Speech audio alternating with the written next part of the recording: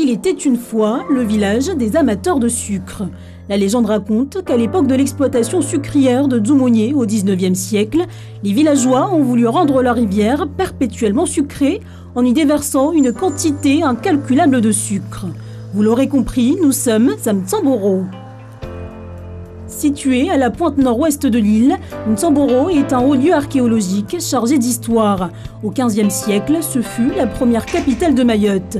En se promenant dans les ruelles du village moderne, on découvre le quartier Mzukura, lieu où était bâtie la cité royale.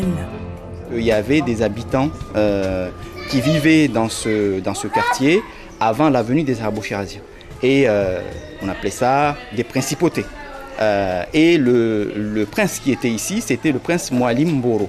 Et c'est ce Mwalim Mboro qui va marier sa fille à un certain Mohammed bin Hassan, qui va lui être à l'origine de la première descendance royale des sultans de Mayotte.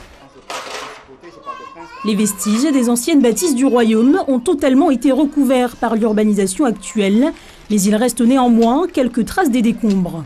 Un bloc de corail qui a servi à bâtir la ville qui se trouvait à l'intérieur de ce quartier.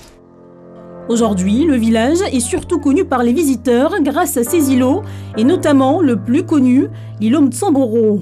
Avec ses plages de sable corallien, ce joyau de la biodiversité est réputé pour la culture des meilleures oranges de l'île, mais les récoltes ne sont plus aussi fructueuses. Avec un seul pied d'oranger,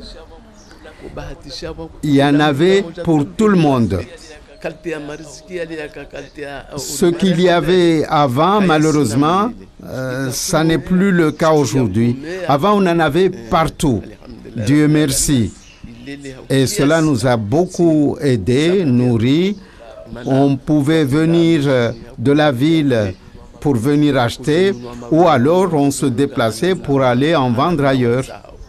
Si l'îlot n'est plus le vivier des oranges, les habitants de la grande île y entretiennent d'autres cultures. Seule zone d'ombre, depuis plusieurs années, c'est l'une des plateformes d'arrivée des candidats à l'immigration clandestine. Certains y voient un lien avec le vol des récoltes.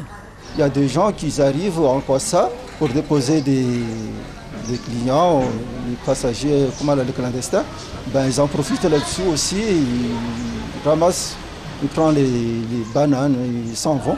Avec son plateau sportif très fréquenté au centre du village, Mtsamboro s'est fait connaître en abritant une citadelle presque imprenable du volleyball mahorais.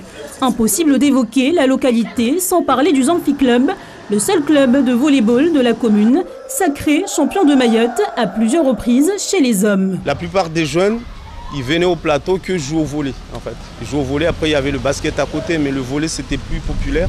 Donc on commençait à prendre goût et à force qu'il y avait beaucoup de sélections, on partait à La Réunion, Maurice, Seychelles, Madagascar. Et on a fait quand même une saison, je dirais une saison, où aucune équipe en Mayotte n'a pu faire ça jusqu'à aujourd'hui. En fait, on a eu aucun adversaire qui nous a pris une 7 en fait. C'était une saison magnifique.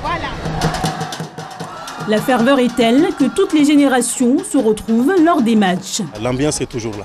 Quand je venais au plateau, j'avais du mal à voir vraiment le match parce que j'étais jeune, il y avait tellement du monde, surtout quand il s'agit du match de Mtsapiri Zamfi, c'était le classico en fait. Avec ses 3268 habitants selon l'INSEE, Mtsamboro est un village où il fait bon vivre. Le tourisme, grâce à la présence des îlots, s'est considérablement développé et contribue à faire connaître le village et ses atouts, sans mettre de côté les traditions chères aux Mtsamborois, seule localité encore régie par un chef du village.